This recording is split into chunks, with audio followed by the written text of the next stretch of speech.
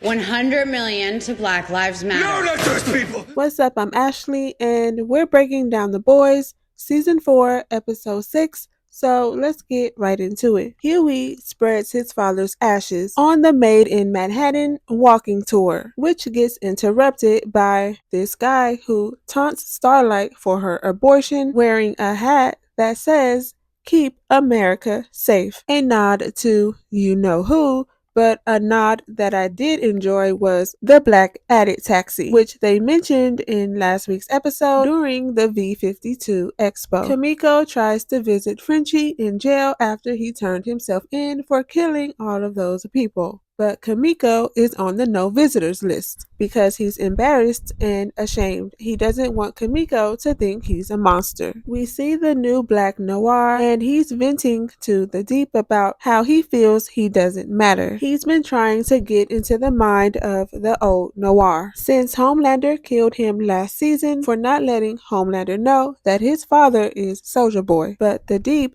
gives him a pep talk, telling him about a time the old Black Noir killed over a dozen fishermen in Indonesia and how he got a hard-on with that. The Deep tells him violence is power, and if you can understand that, then you'll be one step closer to understanding Black Noir. A-Train calls MM to tell him he's afraid that he's going to be found out as the leaker, and tells him about how the Supes got together to kill Cameron because they thought he was the leaker. It was during this same conversation where A-Train lets MM know about Homelander's plan to take over the country. So to gain more information about this, the boys decide to sneak into a Federalist Society party at Tech Knight's estate, where Homelander, as well as billionaires and influential figures on the right wing, plot in order to take over the world. But in order to gain access to this party, you have to have an invitation,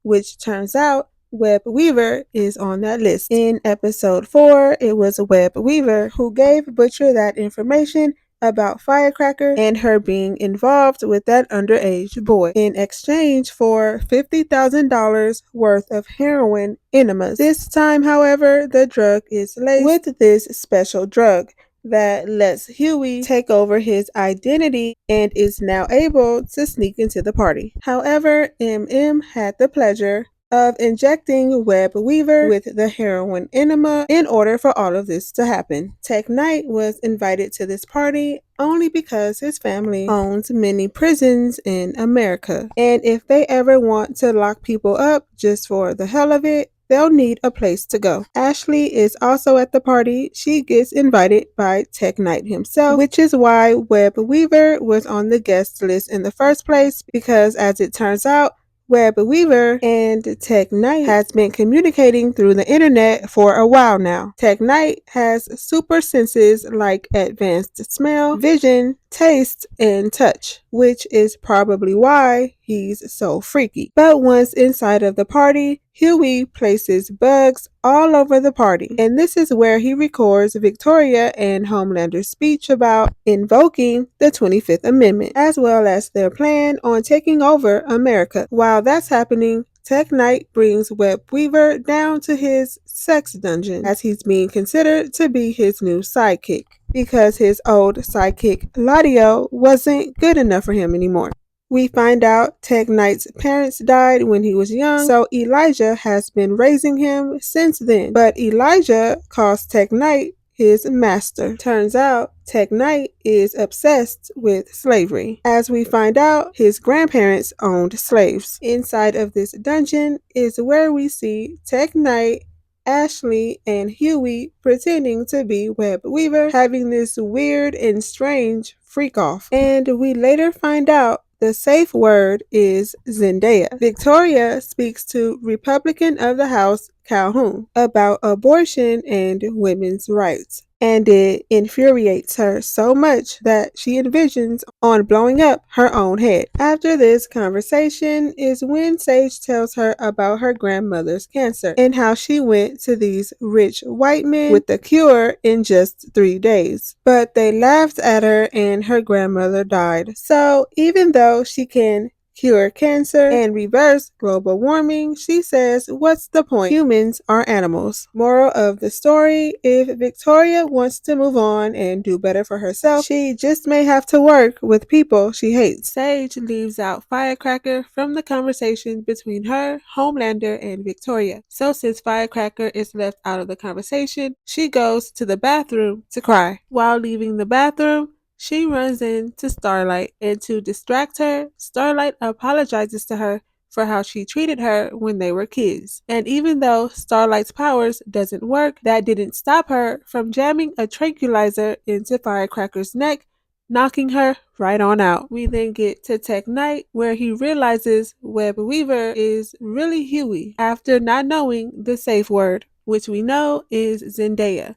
While Sister Sage is writing in her journal, she gets confronted by MM. During this confrontation, she lets MM know that she knows everything about him and his family. So if Sage knows this about MM, she has to know that A-Train is the leaker. But why hasn't she done anything about it yet is the real question. But while Sage is trying to distract him and get help, MM shoots her in the head. But she'll be alright because, as we know, her brain is the only part of her body that can regenerate. MM, on the other hand, he passes out. Kamiko then begs A-Train to get him to a doctor for the sake of his daughter. After thinking about it for a while, A-Train does take MM to the hospital. And during this moment, I think A-Train feels like a hero for the first time in a very long time. After seeing this little boy in awe of his presence, I think this is what A-Train needed to give him a little more boost in confidence, especially since he hasn't been feeling like a real hero, and even his own brother told him he was a fake. We learned MM had a panic attack, but if he doesn't slow down and watch it, he could have a heart attack. And since Sister Sage took a bullet to the brain, she is now stupid. She's eating cake as if she's 2 and has the IQ of maybe a 3-year-old, leaving Homelander all on his own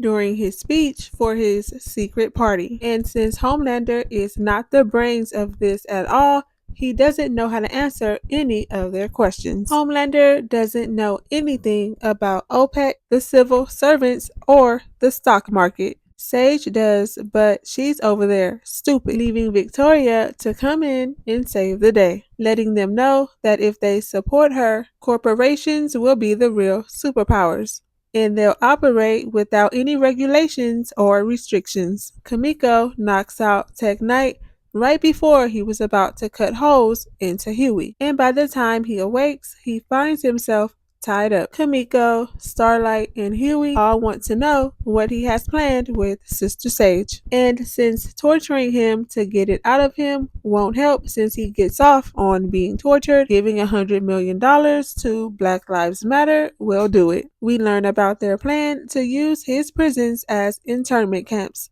Then after hearing this, Elijah then chokes him to death. Homelander then confronts Firecracker on where she was last night. And how did the boys find out about their secret party? He now knows the leaker was never Cameron and that the real leaker is still out here walking around somewhere.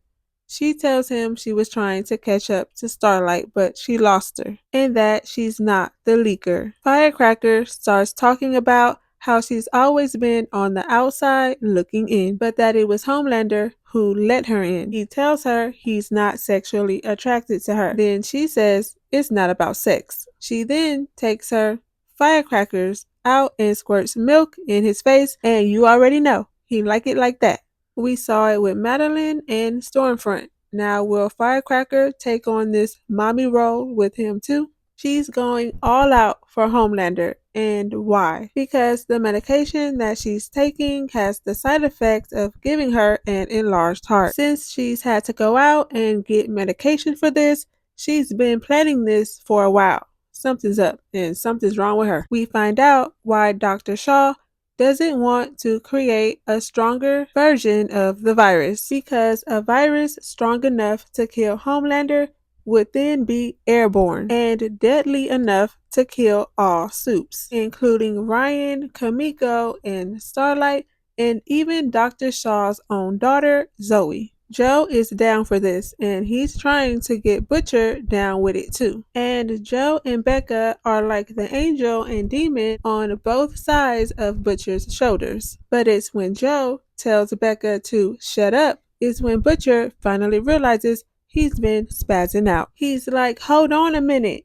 You can see her too? Joe is the manifestation of whatever it is that's killing Butcher. The real Joe Kessler died in the Pangier Valley after Butcher left him to die. So the speculation is over, and Joe has just been inside of Butcher's head, having him act out all of these evil and dark things. And even though Butcher does love Becca and has a heart, I think Joe has more of an influence over Butcher. So with Butcher's health declining and his mission being to kill Homelander, I don't think he will stop until Homelander is dead, even if he has to take his last breath doing so. But y'all let me know what you think about this episode down in the comments so we can talk about it. And if you haven't already and want to see more videos like this, don't forget to like, comment, and subscribe.